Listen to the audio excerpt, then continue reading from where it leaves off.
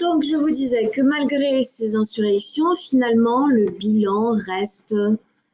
mitigé. Donc, n'oubliez pas que cela apparaît à des moments différents.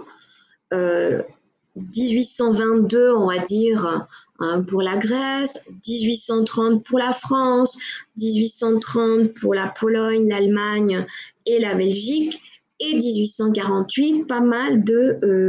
d'insurrections très ponctuelles. Alors malheureusement, l'ordre du Congrès de Vienne, établi lors du Congrès de Vienne, va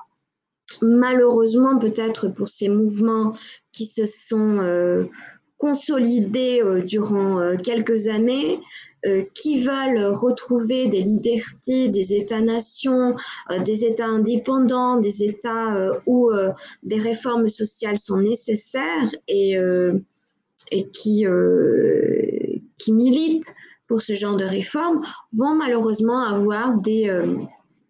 des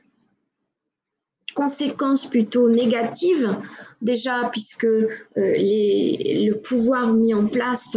va les réprimer, va fortement les réprimer. Alors, dans le cas de certains pays, cela aboutit à un succès, à une réussite. Pour d'autres, ce sont des réussites mitigées et temporaires. Voilà. Donc, vous comprenez aussi, hein, comprendre le rôle de ces acteurs, de la population, comment est-ce que finalement cette population, tout au long de ces années,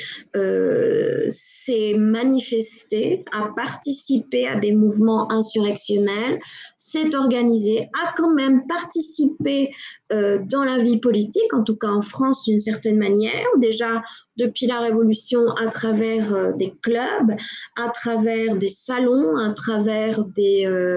la participation à la vie politique dans des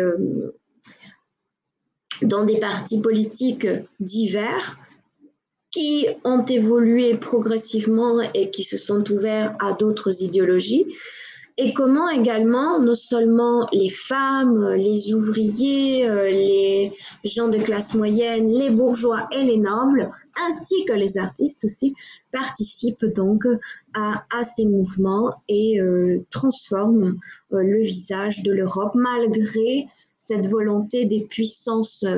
en place du gouvernement à les maintenir dans un ancien régime où les libertés sont très restreintes et où la population doit en gros s'écraser face à ces